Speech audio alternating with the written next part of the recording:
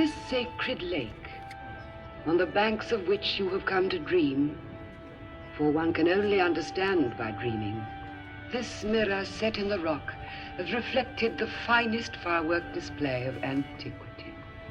A dazzling gleam that has lasted 20 centuries. As soon as one cluster of stars faded, another pharaoh fired another salvo. And this will be named forever the splendor of Thebes.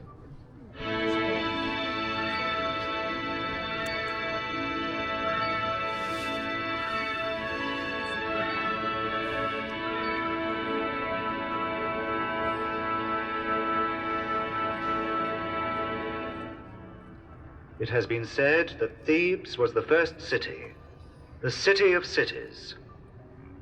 Homer named it the city of 100 gates. For 100 trumpets sounded its fame.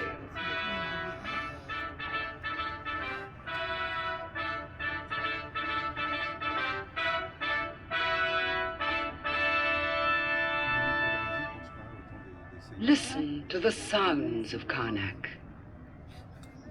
The silence was deceptive, since the city for 20 centuries has resounded so much to the sound of song and harp that it was almost alive with music.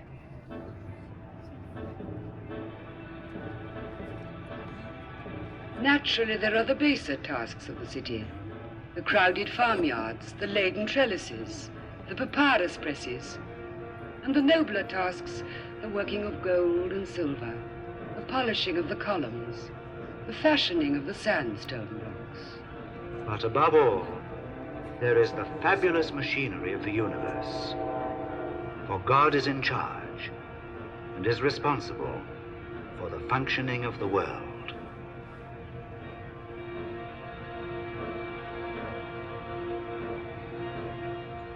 Upon the terraces, priest astronomers observe the movement of the stars, are responsible for eclipses of the moon and the rising of the sun.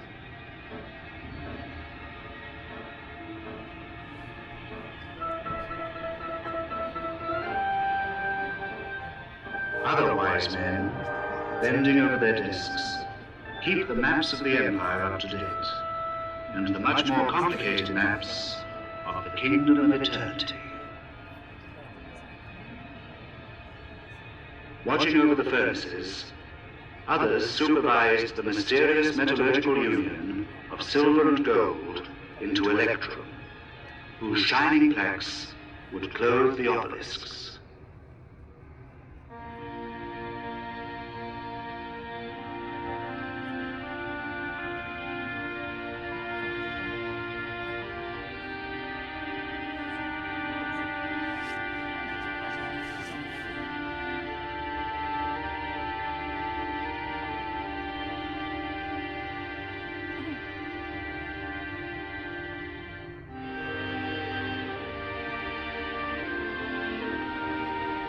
Look now, over the river to the west bank, where the sun sets every evening behind the Valley of the Kings. It is the shore of the dead, the beginning of the beyond.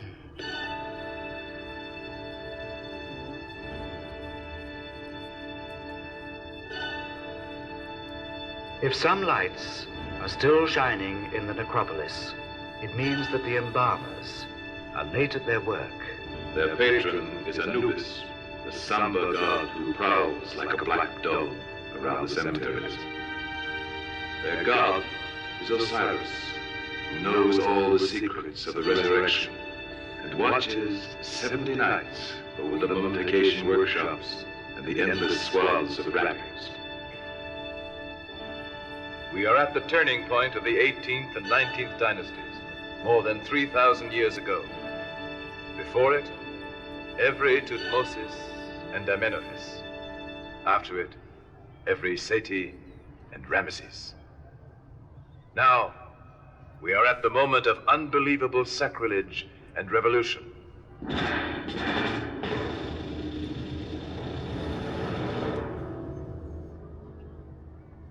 Amenophis IV changes his name, his god, and his capital. Above all glories, he set love supreme.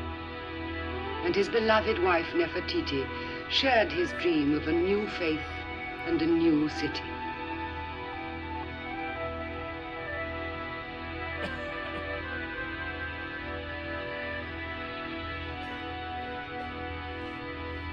Ammon no longer existed.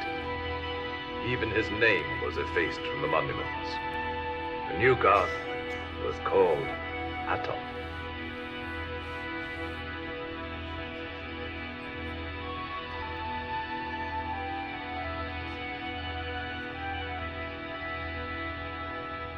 The heretical pharaoh took the name of Akhenaton, devoting himself to his new worship, his poems, his prophecies, his new city of El Amarna.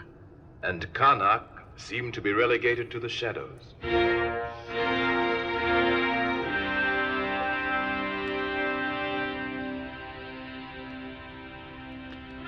But the new religion lasted only as long as its inventor. The chisel, ruin, and fire all conspired to obliterate his image.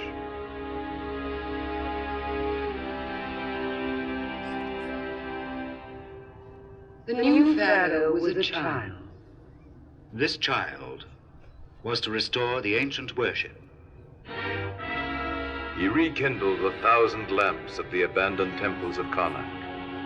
He took the traditional name.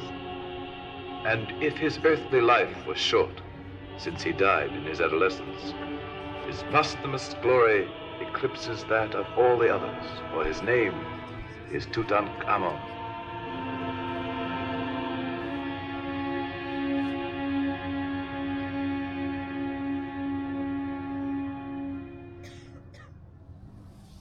His makeshift tomb was dug in the very floor of the Valley of the Kings. Over there. It escaped the looters for 3,000 years. And in 1922, everything was there. The sarcophagi, one inside the other. The statues, the jewels of gold, the sacred and profane furniture, the alabasters, the porcelains, that prodigious treasure that still draws the crowds, and that mask encrusted with lapis lazuli and cornelian, which stares at us from the depths of the night with the enigmatic smile of an immortal young man.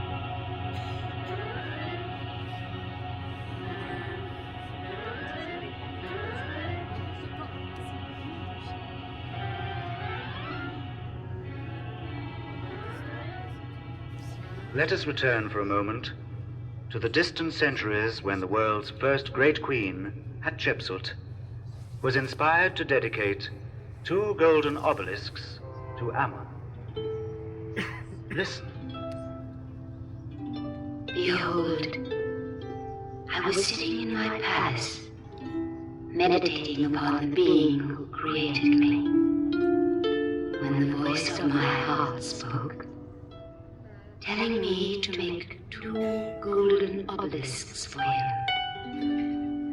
My spirit took fire, thinking of what the men who would later see these monuments would say. They would say, "Why this mountain of gold?"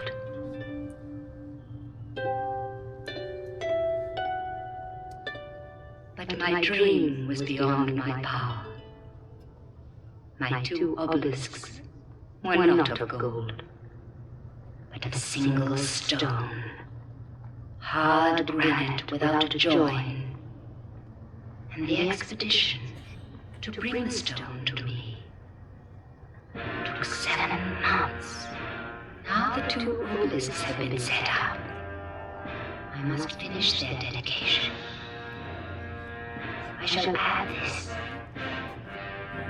Thinking of future men who will not have seen the realization of my dream of gold, I wish at least that they may be able to say this, that my mouth was excellent in the words that issued from it, and that even in granite, I never went back on my word.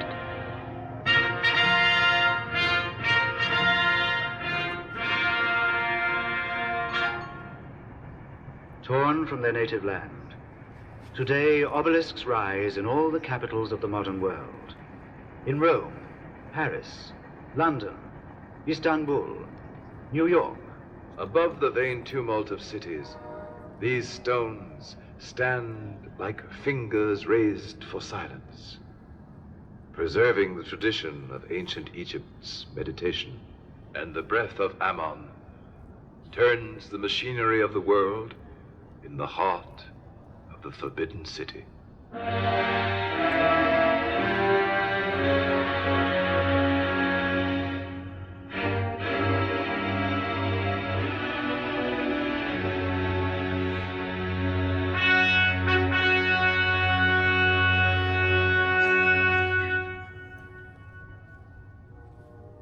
But each year, the harvest done, the grapes gathered, when the new wine rises to the head, Ammon takes a short holiday. On his barge of state, he sets forth for a honeymoon on the river. He goes to Luxor, where he honeymoons each year with the goddess Ammon. This is the beautiful festival of Opet. The joyous echoes still seem to come down to us from the depths of time.